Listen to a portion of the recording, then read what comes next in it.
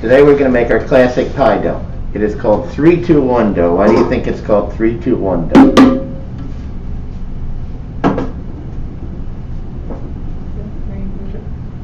See, they said, you can't hear them, but they said because it's the ratio of ingredients.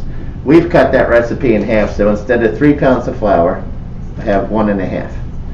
Instead of 2 pounds of shortening, I have 1. So, easiest way to do this, flour your hands so the shortening doesn't get all stuck into you. First thing we're going to do, after we do that, set aside my dirty stuff. Yes, my table is clean and sanitized. We will take our salt. So our water was 1 pound, so we have 8 ounces, that's half. And then you have another one, it's 1 ounce of salt. We're halving that, so it's 0.5 of an ounce. So I'm going to take that salt, let it dissolve into my water, and then what we want to do is to break our shortening into your flour. And most recipes will say you're going to break it into the size of peas. So if you've ever eaten frozen peas, that's what it'll look like. At this point, you don't want to mix the shortening too much into your flour, because if it's completely mixed in, when you roll it out, you get a really tough pie. So, yes, that's ice water. I put ice in the water about 10 minutes ago. So you want the water very, very cold. So what that'll do is when you mix in your water, it's going to bring all of your pie dough back together and get it starting chilly. So after we make the pie dough, we'll put it in the fridge for a little. We'll roll it out till about 1 inch. We'll put it into the fridge and let it chill for a little. So after I make my pie dough, my Tuesday cluster, they're going to go make the pie dough. Mine will be chilling. We'll bring it back out and show you the rolling, filling. Today we're going to make lattice style pies. That's my favorite. They look awesome. So as you can see, our chunks are still a little bit big. Some of it's starting to break in. And when you do this, you want to come in from the sides of the bowl. Good morning, Central Montco Technical High School. So you want to come in from the side of the bowl and make sure you're getting all of your product broken up. Sometimes we have to go deep inside ourselves to solve our problems. Author Patrick Starr. This is an important reminder to properly wear your mask by covering your mouth and nose at all times. This is at the point where I'm going to edit out all these parts because they always have these speaking going.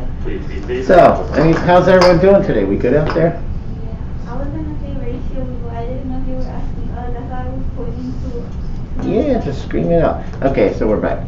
So, I do have my, as you can see, it's broken up. You'll still see bits of the fat in there. You can use butter. Typically, we're going to use shortening for the mere fact that it's a little bit more cost efficient, and I feel that the shortening works a little better with the pie dough than the butter. So it rolls out a little better. So what you're going to do, make a well, like you would if you've ever made homemade pasta. You're going to have a little hole in the middle there. Throw all your water in at once. Make sure your salt is dissolved in there. You throw in all your water. And then the same thing. This is where it gets a little messy, but try to bring... Base to 1.2, base to 1.2. On my way. Report.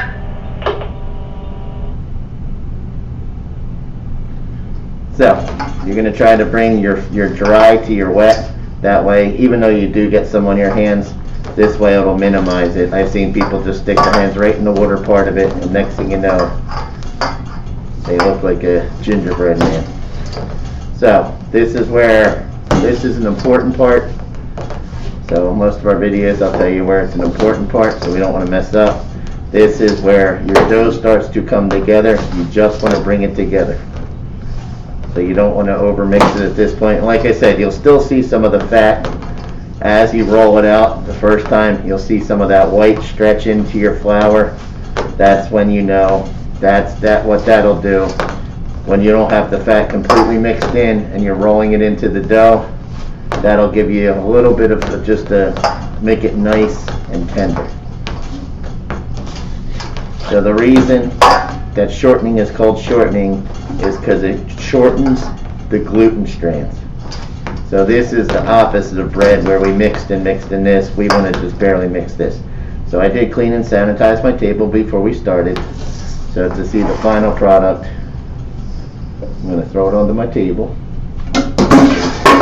And as you can see, it's starting to come together.